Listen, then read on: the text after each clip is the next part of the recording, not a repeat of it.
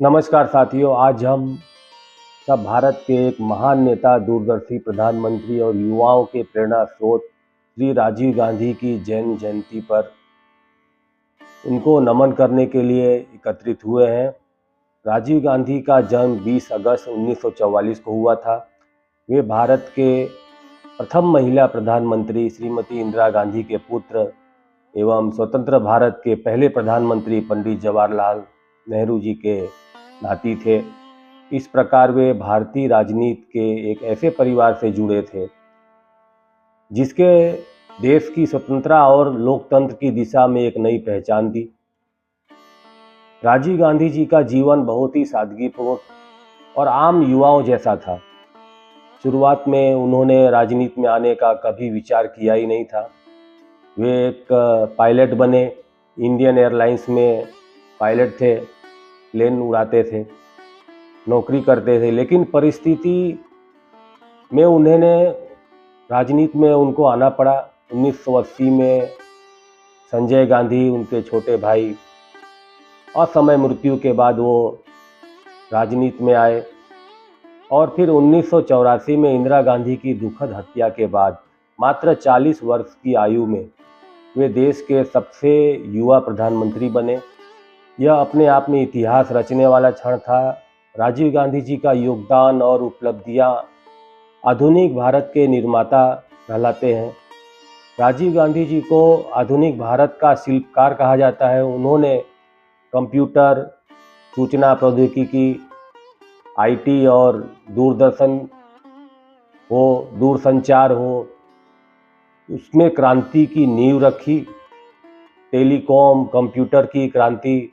आज भारत दुनिया digital India की जो ताकत है उसका श्रेय राजीव गांधी जी को ही जाता है। उन्होंने सैम पित्रोड़ा जैसे विशेषज्ञों को आगे बढ़ाया, उनको मौका दिया और देश में कंप्यूटर तथा टेलीफोन की क्रांति की शुरुआत हुई। शिक्षा और पंचायती राज में उन्होंने शिक्षा के क्षेत्र में नए नए सुधार किए और युवाओं को 18 वर्ष की उम्र में वोट देने का अधिकार दिया, जिससे लोकतंत्र हमारा और मजबूत हुआ। पंचायती राज की व्यवस्था की गई, स्थानीय निकाय को अधिकार दिया गया, गांव-गांव में लोकतंत्र हमारा पहुंचा। ये राजीव गांधी की ही देन थी। शांति और एकता का प्रयास उन्होंने किया। श्रीलंका में उन्होंने प्रयास किया, असम, मिजोरम में समझौते, पंजाब में अकालियों से वार्ता, ये उनके एक बड़े कदम थे।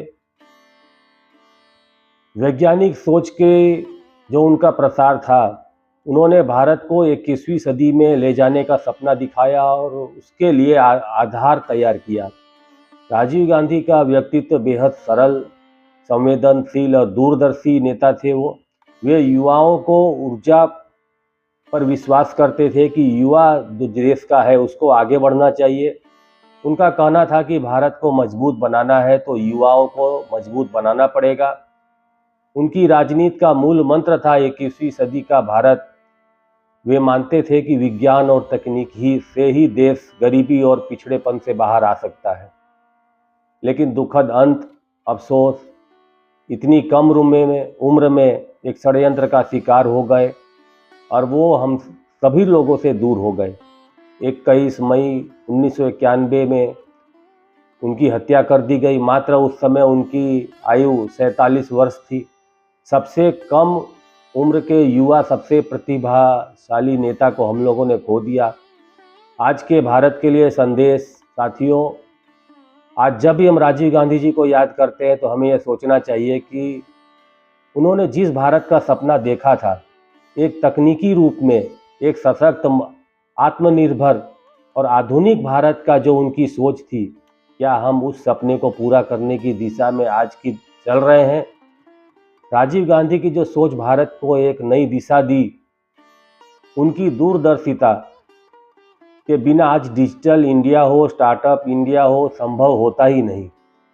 आज उनकी जयंती पर हम सबको संकल्प लेना चाहिए कि राजीव गांधी जी के आदर्शों को अपने जीवन में अपनाएंगे, तकनीकी और शिक्षा के जरिए देश को और आगे ले जाएंगे और लोकतंत्र को मजबूत बनाएंगे।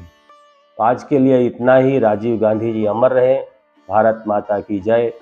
जय हिंद, जय भारत।